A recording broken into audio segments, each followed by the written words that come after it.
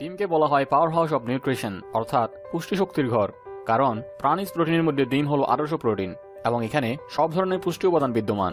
কিন্তু চারপাশে এই ভেজালের দুনিয়াতে ডিমেও এখন ভেজাল। প্রথম যখন কৃত্রিম ডিম বা প্লাস্টিকের ডিমের খবর প্রচারিত হয় তখন অনেকে বিষয়টিকে গুজব মনে করলেও এখন সেটা বাস্তব। বাংলাদেশ সহ আশেপাশের অনেক দেশেই নকল ডিমের সন্ধান পাওয়া গেছে।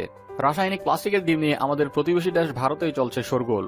চীনের রাজধানী ইয়াঙ্গুন সহ দেশটির বিভিন্ন এলাকায় সীমান্তের চোরাপথে চীন থেকে কৃত্রিম ডিম পাচার হয়ে আসছে, আর এইসব ডিম চলে আসছে বাংলাদেশ সহ এশিয়ার বিভিন্ন দেশে, যা দেখতে অবিকল হাঁস মুরগির ডিমের মতো। মানুষ ভুল করে কৃত্রিম ডিমকে আসল ডিম ভাবছে, আর এইসব খেয়ে সাধারণ মানুষ ভয়ঙ্কর সব রোগে আক্রান্ত হচ্ছে। তাই নকল ডিম খাওয়া থেকে বাঁচতে এই ভিডিওতে আমরা দেখাবো কিভাবে নকল ডিম চিনবেন। প্রসঙ্গত 2004 সাল থেকে তৈরি হচ্ছে কৃত্রিম ডিম। যুক্তরাষ্ট্র থেকে প্রকাশিত বিজ্ঞান সাময়িকী দ্য ইন্টারন্যাশনাল জার্নাল অব টক্সোলজিতে কৃত্রিম ডিম সম্পর্কে বিস্তারিত তথ্য দেওয়া আছে। তাতে অবশ্যই একথাও বলা আছে যে কৃত্রিম ডিমে কোনো খাদ্যগুণ নেই কোনো প্রোটিন, বরং তা মানবদেহের জন্য মারাত্মক ক্ষতিকর। চীনে তৈরি হওয়া এইসব কৃত্রিম বা নকল ডিম এক কথায় বিষাক্ত। নকল ডিম তৈরিতে ব্যবহৃত রাসায়নিক উপাদান calcium carbonate, starch, resin, gelatin মানবদেহের জন্য খুবই ক্ষতিকর। দীর্ঘদিন এই ধরনের ডিম খেলে স্নায়ুতন্ত্র এবং কিডনিতে সমস্যা হতে পারে। ক্যালসিয়াম কার্বাইড ফুসফুসের ক্যান্সার সহ অনেক জটিল রোগের অন্যতম কারণ। প্রথমে আসা যাক ডিমের খোসায়।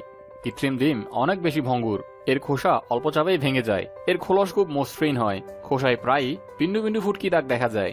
এবার কুসুমের কথায় আসা যাক। ভাঙার পর আসল ডিমের মতো কুসুম এক জায়গায় না থেকে খানিকটা চারপাশে ছড়িয়ে পড়ে। অনেক সময় পুরো কুসুমটাই নষ্ট ডিমের মতো ছড়ানো থাকে। এই ডিম সিদ্ধ করলে কুসুম বর্ণহীন হয়ে যায়। রান্না করার পর এই ডিমে অনেক সময়ই বাজে গন্ধ হয় কিংবা গন্ধ ছাড়া থাকে, আসল কুসুমের গন্ধ পাওয়া যায় না। নকল ডিমের কুসুমের চারপাশে রাসায়নিক পর্দা থাকে বিধায় অক্ষত কুসুম পাওয়া গেলে সেই কুসুম কাঁচা কিংবা রান্না অবস্থাতে সহজে ভাঙতে চায় না। নকল ডিমের আরেকটি উল্লেখযোগ্য লক্ষণ হলো ডিম দিয়ে তৈরি খাবারে এটা ডিমের কাজ করে না। যেমন পুডিং বা কাবাবে ডিম দিলেন বাইন্ডার হিসেবে, কিন্তু রান্নার পর দেখবেন কাবাব ফেটে যাবে, পুডিং জমবে না। এবার আকারের কথায় আসা যাক। কৃত্রিম ডিম আকারে আসল ডিমের তুলনায় সামান্য বড়। নকল ডিমের আকৃতি অন্য ডিমের তুলনায় তুলনামূলক লম্বাটে ধরনের হয়ে থাকে। নকল ডিম প্রথম চীনে দেখা দেয় 90-এর মাঝ দশকে এবং এর উৎপাদন পুরো চীনে ছড়িয়ে পড়ে। কিন্তু চীনা রাষ্ট্রীয় সংবাদ সংস্থা চিনহুয়া এজেন্সি প্রথম এই ব্যাপারে খবর প্রকাশ করে 2005-এর দিকে। তখন নকল ডিমের উৎপাদন খরচ আসল ডিমের তুলনায় অর্ধেক হতো। কিন্তু বর্তমানে আধুনিক প্রযুক্তির সহায়তায় শুধু একজন ব্যক্তি দিনে 1500 নকল ডিম সহজেই প্রস্তুত করতে পারে।